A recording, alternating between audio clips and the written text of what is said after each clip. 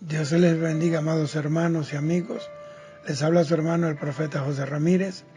Quiero leer Hechos capítulo 12, versículo 1 al 5, que dice: En aquel mismo tiempo el rey Herodes echó mano a algunos de la iglesia para maltratarles y mató a espada a Jacobo, hermano de Juan.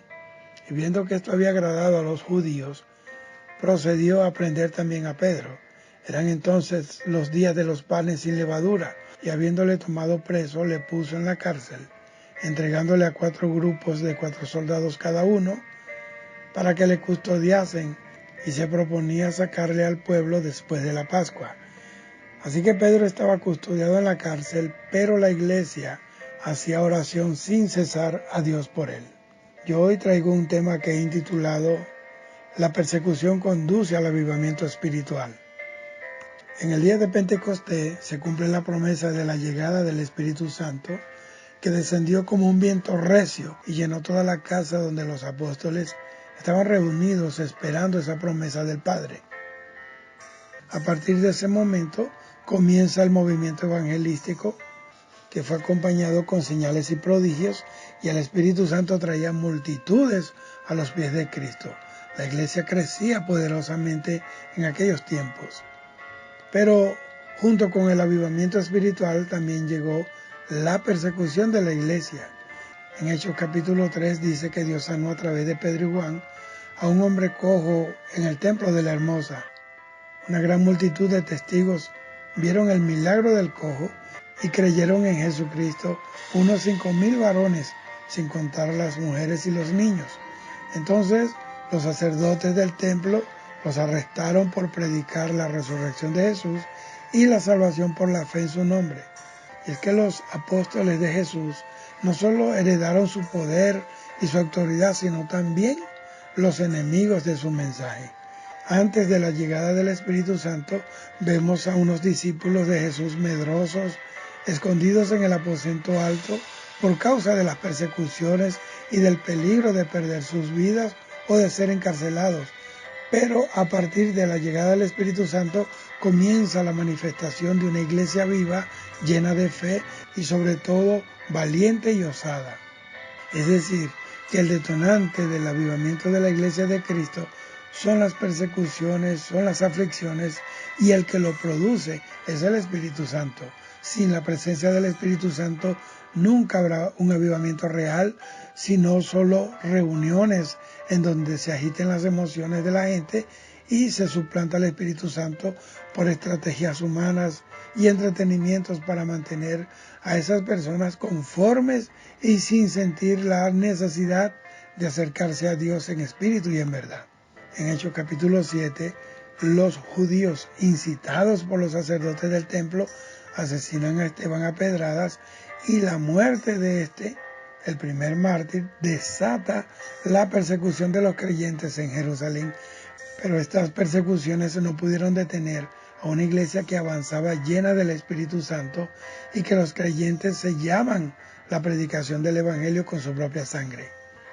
Y en Hechos capítulo 8 vemos a un perseguidor implacable de los creyentes llamado Saulo de Tarso, que fue a Damasco a traer a los creyentes y encarcelarlos en Jerusalén.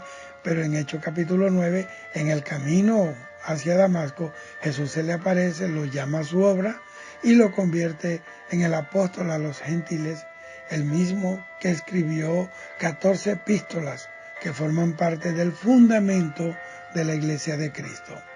La iglesia de Jesucristo es una iglesia viva, es una iglesia valiente que ha sobrevivido históricamente a todas las persecuciones desde el mismo día de su nacimiento en Jerusalén, en el día de Pentecostés, en Hechos capítulo 2.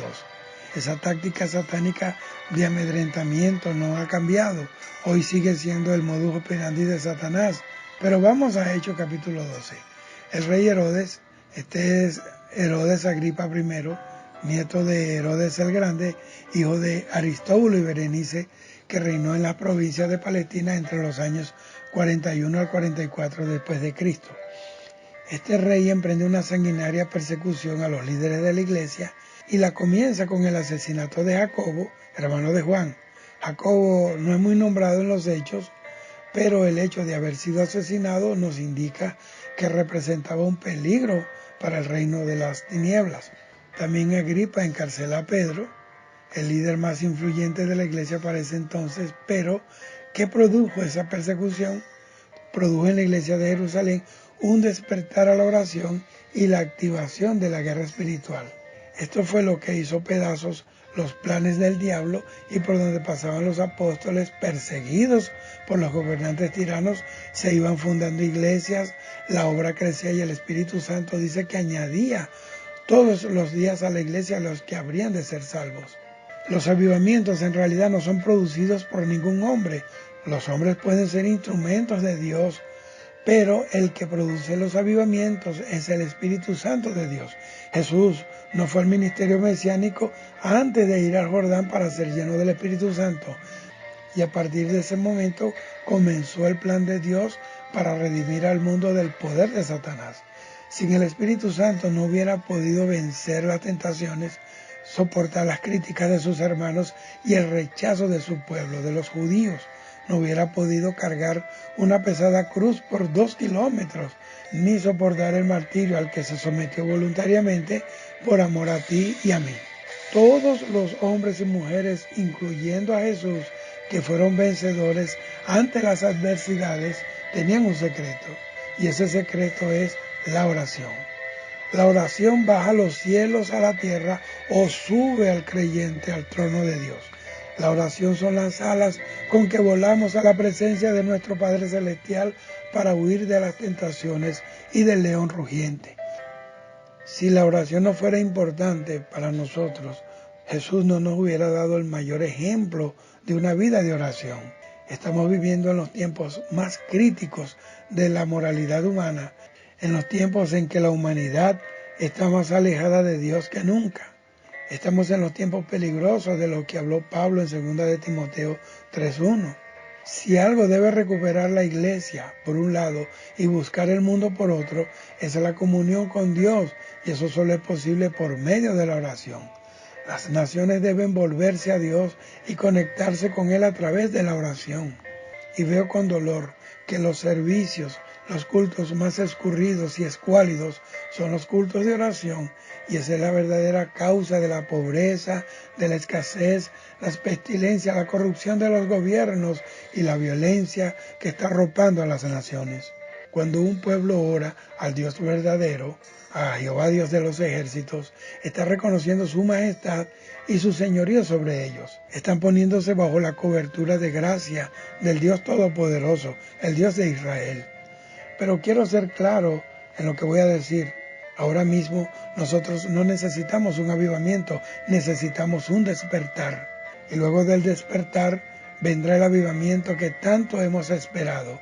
Dice 2 de Crónicas, capítulo 36, versículos 22 y 23, que la casa de Dios fue edificada en Jerusalén porque Jehová despertó el espíritu de Ciro el persa.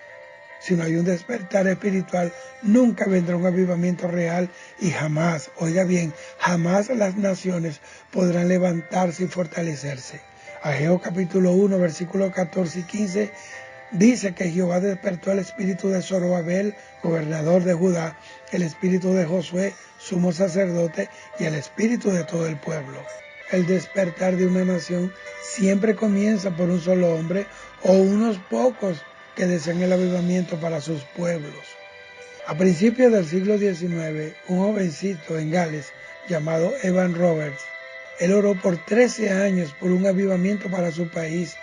Él hacía esto día a día, mientras que los jóvenes de su edad perdían su tiempo en entretenimientos vanos y mundanos. Él estaba mirando el avivamiento sin perderlo de vista y dijo un día a su mejor amigo: vamos a ver el avivamiento más poderoso que Gales haya conocido, y el Espíritu Santo está por venir ahora. Debemos estar listos, debemos ir por todo el país predicando. Y le dijo: ¿crees que Dios puede darnos 100,000 almas ahora? En 6 meses, 100,000 almas vinieron a Cristo. Pero ¿cuál es la finalidad del avivamiento? Los avivamientos nunca pasarán desapercibidos. Ellos afectan no solamente a la iglesia, sino al mundo que los rodea. En Gales, La iglesia despertó al interés de la oración y los cultos de oración se extendían hasta la madrugada. Para ese entonces nadie estaba preocupado por salir corriendo a ver la novela o a ver el deporte o revisar las redes sociales como ahora. La gloria de Dios tocaba a los pecadores y ellos eran transformados por el poder del Espíritu Santo. La obra que el Espíritu Santo hacía en Gales era la noticia que ocupaba las primeras planas de los periódicos locales, y esas noticias no solo se quedaron allí en Gales, sino que cruzaron al mundo. El mundo se enteró de que un pueblo llamado Gales había un gran avivamiento. ¿Cómo comenzó? Por un joven que se dispuso a ser diferente, a hacer algo por su nación. ¿Y cómo lo consiguió? Pues a través de la oración, a través de la disciplina, a través del estudio de la palabra, del amor a la obra de Dios, del amor a las almas que se estaban perdiendo. Eso fue lo que trajo el avivamiento. Hoy tenemos en las congregaciones, en los concilios, en los seminarios, en las universidades teológicas, todos los recursos técnicos, pero hace falta la pasión por los perdidos, el temor a Dios, el amor a la palabra y sobre todo esa vida de entrega a la oración. Y es que en Gales no había otro interés mayor que ir a la iglesia a orar. La oración era la vida de Gales. Las cantinas se quedaban solas, los borrachos se convertían a Cristo y sus hogares eran restaurados. Las prostitutas abandonaban los prostíbulos y corrían a la iglesia, y el Espíritu Santo las transformaba, las convertía en mujeres de honor y les devolvía la dignidad. Los eventos deportivos eran suspendidos en los estadios porque nadie iba a verlos, porque las personas estaban clamando a Dios en las iglesias. Había solo un deseo en el pueblo y era oír la palabra de Dios y orar a Dios. El despertar fue tal que la delincuencia desapareció prácticamente en su totalidad. Los tribunales tenían poco trabajo. Las cárceles quedaron prácticamente vacías. Los dueños cerraban sus negocios durante el culto para que los empleados asistieran. Hubo una especie también de reeducación en los galeses, porque ya no decían palabras corrompidas, porque ahora tenían un nuevo lenguaje, un nuevo vocabulario, el vocabulario de Dios, el lenguaje del Espíritu Santo. Si eso que la iglesia de hoy llama avivamiento, hoy en el 2019, pero eso se ve solamente en la iglesia local y no afecta a la sociedad ni al mundo que le rodea, no es un avivamiento, es solo emocionalismo, simples emociones agitadas por expertos en agitar emociones. Pero tengo que decir también que así como el avivamiento no viene sin un despertar, tampoco puede ocurrir un despertar ni un avivamiento espiritual si no hay un sincero arrepentimiento. Es decir, que el arrepentimiento y el despertar espiritual a la oración y a la vida genuina que Dios exige son los dos rieles por donde viene el tren del poder del Espíritu Santo. Entonces, para que sea un arrepentimiento genuino, se debe reconocer los pecados, confesarlos a Dios y apartarse de Él. El verdadero arrepentimiento es el que lleva al hombre a apartarse del pecado definitivamente. Jesús decía a la gente, tus pecados te son perdonados, vete, pero no peques más. Arrepentimiento verdadero no es remordimiento, es sentir vergüenza y dolor ante Dios por haber ofendido su santidad y desobedecer a su palabra. En diciembre de 1903, Evan Roberts supo en su corazón que Dios había planeado un gran avivamiento para la comunidad de Gales. Y en una predicación dijo, he extendido mi mano y he tocado la llama, estoy ardiendo, esperando una señal. ¿Y qué de Reinhard Bonnke? Ese evangelista alemán que recibió el llamado de evangelizar a África y tras años de aparente fracaso y frustración, que comenzó en 1967, pero entre los años 2000 al 2010, más de 60 millones de africanos, óigalo bien, habían venido a los pies de Cristo.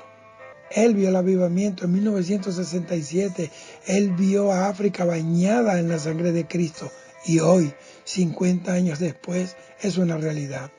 Yo como predicador veo a mi amada Venezuela bañada en la sangre de Jesucristo y a Latinoamérica entera bajo el poder libertador del Espíritu Santo. El Dios que envió un ángel a sacar a Pedro de la cárcel de Jerusalén es el mismo que nos abrirá las puertas de la prisión en la que ha estado Venezuela. Y las dos puertas se abrirán. La primera puerta es el pecado y la segunda puerta es el miedo. Pedro sabía que al día siguiente le esperaba la muerte, pero Dios tenía otros planes con él y lo sacó hasta la calle. La calle representa recuperar la libertad. Lamentaciones 3, 55 al 58 dice: invoqué tu nombre, oh Jehová, desde la cárcel profunda, oíste mi voz. No escondas tu oído al clamor de mis suspiros. Te acercaste el día que te invoqué, dijiste: no temas. Abogaste, Señor, la causa de mi alma, redimiste mi vida. Gloria a Dios. Pedro recuperó su libertad. ¿Y cómo fue posible eso? Porque la iglesia hacía sin cesar oración a Dios por él. Pero ¿qué pasó en la celda profunda donde estaba Pedro encadenado? Pedro estaba dormido en la cárcel. En otras palabras, Pedro estaba resignado a que al otro día lo asesinarían. Pedro aceptó voluntariamente una muerte que no estaba en los planes de Dios. Se le presentó entonces el ángel del Señor. Una luz resplandece en la cárcel. Esa es la luz de la esperanza. El ángel lo tocó y lo despertó y le dice: levántate pronto. Es necesario un despertar. Las cárceles adormecen, las cárceles frustran, las cárceles oprimen al hombre y le consumen el deseo de la libertad. Le dice: levántate pronto. Las cadenas se le cayeron de las manos, porque la liberación comenzó desde adentro de la celda. Y yo estoy seguro que las cadenas de Venezuela están cayendo, que los eslabones de pecado se están derritiendo por el poder regenerador del Espíritu Santo, porque Dios ha despertado a la iglesia, porque la iglesia despertó a buscar a Dios. Por eso estamos viendo lo que estamos viendo hoy. Por eso hoy vemos lo que vemos. La esperanza ha renacido, no se la debemos al hombre. No podemos cambiar de redentor. Ayer fue Chávez, después quiso ser Bertucci, que no lo fue ni lo será. Ahora tampoco podemos atribuirle esa gloria a Juan Guaidó. El libertador se llama Jesucristo, el libertador se llama Jehová, el libertador se llama el Espíritu Santo de Dios. Le dice: levántate pronto. Las cadenas se le cayeron de las manos, las cadenas se están cayendo. Le dijo el ángel: cíñete. La palabra ceñirse representa vestirse, armarse para la batalla, para la guerra. Le dice: átate las sandalias. Las sandalias representan el calzado del Evangelio, el apresto del Evangelio de la paz. Es necesario que venga un despertar del ministerio evangelístico y de que las naciones sean sacudidas por el mensaje del Evangelio de Jesucristo. Le dice: ponte el manto. Manto es cobertura. Eso es retomar su ministerio apostólico. Le dice: sígueme. Esto es poner en adelante la plena confianza en Dios. Hoy estos hombres que nos gobernaron, perversos, que siguieron las directrices del infierno, que siguieron las órdenes de Satanás, nos dividieron, nos pusieron en contra uno contra el otro, pero fallaron el diablo y sus instrumentos, porque hoy nosotros los venezolanos estamos más unidos que nunca. Hoy Venezuela se ha unido en fe para clamar a nuestro Dios. Reconoció el pecado de haber puesto su confianza en el hombre y en un sistema, ignorando a Dios. Reconocimos que sin Dios nada es posible, ni aun la misma vida, porque Dios es la vida. Pedro se vistió sus ropas y se ciñó sus calzados. Eso es precisamente lo que Dios está haciendo hoy con Venezuela. Nos está vistiendo, nos está calzando de nuevo, y la vergüenza quedó en esa cárcel en donde estuvimos echados por 20 años. Amados hermanos, en todos estos años de ministrar la palabra de Dios por muchas partes del mundo, he visto señales sobrenaturales manifestadas por el Espíritu Santo. Y eso no es otra cosa que la continuidad de ese ministerio glorioso de Jesús, que solo es efectivo cuando se busca su presencia en oración continua y en ayunos frecuentes. Sin oración no hay evangelismo, sin el Espíritu Santo no hay avivamiento. Nunca olviden esto. Para terminar, quiero dejarles esta porción bíblica de Isaías 61 que dice: levántate, resplandece, porque ha venido tu luz y la gloria de Jehová ha nacido sobre ti. Quiero que oremos. Padre, te damos gracias, Señor, porque todo obra para bien. Tu palabra dice que las tribulaciones del tiempo presente no son comparables con la gloria que vendrá después. Señor, gracias, porque ante todas estas cosas usted nos hizo más que vencedores. Padre, gracias por ese revestimiento, gracias por esa cobertura de gloria, gracias por ese sol de justicia, gracias por esa aurora que trae un nuevo amanecer para nuestra nación. Gracias, Señor, porque los tiranos no pueden resistir el poder de una nación que confía en ti, una nación que dobla rodillas para invocar el nombre del Dios de Israel, para que tu palabra se cumpla y el mundo entero sepa y digan: grandes cosas ha hecho Jehová con estos. Gracias, Señor, porque bienaventurada la nación cuyo Dios es Jehová. Bendice, Señor, a Venezuela y bendice cada venezolano regado por todo el mundo. Bendice, Señor, las naciones y los gobiernos, Padre, que han sido solidarios con nosotros, que han tendido su mano. Bendice a los artistas que han bendecido a Venezuela, que han ofrendado. Señor, gracias por el amor que ha producido todo esto. Lo que ha hecho es que Venezuela se entierre en lo profundo del corazón. Querían dividirnos, querían desaparecernos, quería Satanás destruirnos, pero hoy Venezuela es la noticia en el mundo. Gracias, Señor, que nos levantas del muladar y nos hace sentar en las regiones celestes. Gracias, Señor.